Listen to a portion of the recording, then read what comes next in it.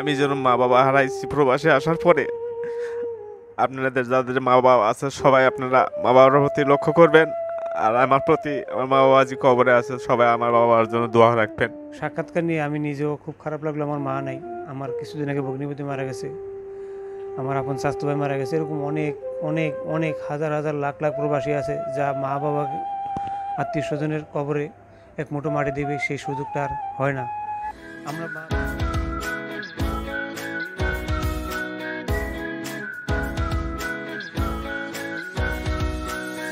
আসসালামু আলাইকুম প্রিয় বন্ধুরা, কেমন আছেন আপনারা?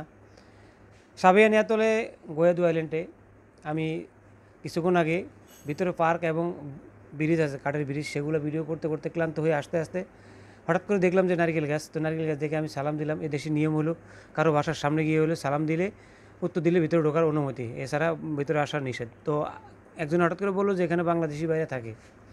তো অনেক পানির তৃষ্ণা এবং অনেক কষ্ট করে মানে হয়রান হয়ে গেছি আস্তে আস্তে। তো হঠাৎ করে দেখলাম যে আমাদের বাংলাদেশি বাইরে রুমের ভিতরে আছে।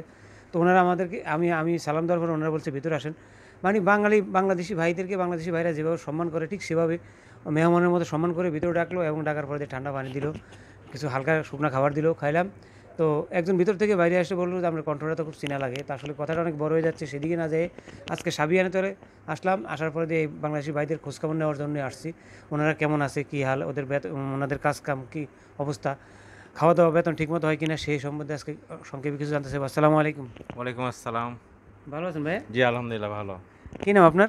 মোহাম্মদ আনোয়ার হোসেন। আনোয়ার হোসেন ভাই, দেশের বাইরে কোন জায়গা আপনার? আমার দেশের বাড়ি রাজশাহী বিভাগ নওগাঁ জেলা। এই দেশে কত বছর ভাই? এখানে আসা মোটামুটি 5 বছর রানিং চলতেছে। 5 বছর। 5 বছর দেশে গেছেন কয়বার? দেশে একবারও যায় নাই। কী কাজ করেন এখানে? আমি এখানে গা বানাই। কেমন বেতন দেয়? বেতন প্রত্যেক মাসে 7-8 টাকা দেয় আর কি। ভাই কোনো বেসিক বেতন ওভার টাইম নাই। গাটা কি মাথায় কি সুনু পাউডার নাকি? না না না না, গা মানে হচ্ছে বাংলাদেশে বলে হচ্ছে ইটার, এদেশে বলে হচ্ছে বলক, গা বলে। হ্যাঁ প্রিয় বন্ধুরা, আমি প্রথম মনে করছিলাম অন্য কিছু, কিন্তু আসলে গাটা মালদ্বীপের ভাষা গা, বাংলাদেশে বলে ইট। তো ভাই এই কাজটা কেমন, কয় ঘন্টা ডিউটি? কাজ এটা ডিউটি হচ্ছে সকাল 7টায় যেতে হয়, আর মোটামুটি 10টায় আসতে হয়, আবার 11টা যাইতে হয়, 12টায় আসতে হয়, এরকম হয় মোটামুটি 6 ঘন্টা 8 ঘন্টা ডিউটি হয়। অনেক কষ্ট। অনেক কষ্ট এই কাজটা, অনেক কষ্ট। টাকা পয়সা কি ঠিকমতো পাঠাতে পারেন? টাকা পয়সা কোম্পানি বেতন ঠিকমতো দেয়, আমরা আলহামদুলিল্লাহ ঠিকমতো পাঠাতে পারি, সমস্যা হয় না। দেশের বাড়িতে কে কে আছে, বিয়ে করছেন?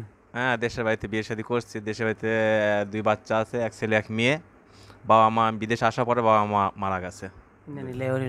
যাইতে পারেন নাই? না এখন একসাথে মারা গেছে নাকি? না, কিছু মানে আগে আম্মা মারছে, তারপরে আব্বা মারা গেছে। কয় বছরের মাথায় মারা গেছে? 1 বছর মাথায়। আসলে প্রবাসীদের বড় একটা কষ্টই এটাই যে আত্মীয় স্বজন বা বাবা মা প্রতিবেশী মারা গেলে কেউ যেতে পারে না। আমার মা মারা গেছে, আমি যেতে পারি না। ওনার মা বাবা দুজন মারা গেছে, তাও যেতে পারে না। পরিবারের কাউকে দেখি না, আমরা নিজের মরে গেলেও শেষ বিদায়টাও নিতে পারি না। তো ভাইয়ের কাছে আসলে মা বাবার কথা মনে করে অনেক কান্না চলে আসছে। তো ওনার মা বাবার জন্য সবাই দোয়া করবেন। ভাই আপনি যে মা বাবাকে দেখতে পারেননি, আপনার কেমন লাগতেছে? খবর দিতে পারেননি? না, অনেক কষ্ট লাগতেছে, এটা ভাষায় প্রকাশ করতে পারবো না। প্রিয় বন্ধুরা, আসলে প্রবাসীর দুঃখ সুখের খবর নিতে এসে আমি নিজেও অনেক সময় মর্মান্তিক সিনের ভিতরে পড়ে যাই। এই যে ভাইয়ের মা এবং বাবা একসাথে হারিয়ে ফেলেছে, যার মা বাবা নেই সে জানে। তো আমার ইউটিউবের চ্যানেলের সবাইকে আপনার মা বাবার জন্য দোয়া করতে বলেন। আমি যেন মা বাবা হারাইছি প্রবাসে আসার পরে। আপনাদের যাদের মা বাবা আছে সবাই আপনারা মা বাবার প্রতি লক্ষ্য করবেন। আর আমার প্রতি, আমার মা বাবা আজ কবরে আছে, সবাই আমার বাবার জন্য দোয়া রাখবেন। সকল প্রবাসী ভাইদের জন্য আমার আন্তরিক অভিনন্দন জানান। আমার মতো ইতিম যেন আর কেউ যেন না হয় এই প্রবাসে। প্রিয় বন্ধুরা, যে যেখান থেকে ভিডিও দেখছেন সবাই অন্তপক্ষে একটু হলেও অন্তর থেকে দোয়া করে যাবেন।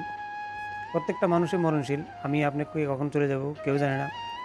আজকে এই ভাইয়ের সাক্ষাৎকার নিয়ে আমি নিজেও খুব খারাপ লাগলো। আমার মা নাই, আমার কিছুদিন আগে ভগ্নিপতি মারা গেছে, আমার আপন স্বাস্থ্য ভাই মারা গেছে। এরকম অনেক অনেক অনেক হাজার হাজার লাখ লাখ প্রবাসী আছে যা মা বাবাকে আত্মীয় স্বজনের কবরে এক মুঠো মাটি দেবে, সেই সুযোগটা আর হয় না। আমরা মা প্রবাসী থাকি, আমাদের জন্য দোয়া করবেন। সবসময় আমরা মন খারাপ এবং আমাদের সবসময় খারাপ অবস্থায় থাকি, কেননা পরিবার ছাড়া ঈদ, পরিবার ছাড়া প্রবেশটা রাত দিন বছরকে বছর পার করে দিই আমরা।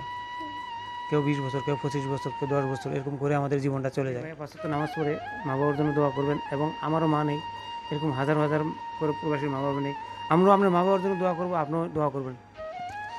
জি ভাই, আমি নামাজ পড়বো এবং মা বাবার জন্য দোয়া করব, সকল প্রবাসী যারা আছে তাদের জন্য দোয়া করব। কবে দেশে যাওয়ার ইচ্ছা আছে? এটা আমি এখনো কাগজ পেতে আমার ঠিক হয়নি, এখন বলতে পারতেছি না। আমাদের বসের কাছে সব কিছু কাগজ ডিটেলস জমা দেওয়া আছে, উনি ঠিক করলে তারপরে যেতে হবে আর কি। ইনশাআল্লাহ। প্রিয় বন্ধুরা, দোয়া করবেন যেন ওনার কাগজটা ঠিক করতে পারে, দ্রুত মা বাবার কাছে যাইতে পারে। আজ এখান থেকে বিদায় নিলাম। সবাই ভালো থাকবেন, সুস্থ থাকবেন। দেখা হবে নেক্সট ভিডিওতে। আল্লাহ হাফেজ, আসসালামু আলাইকুম।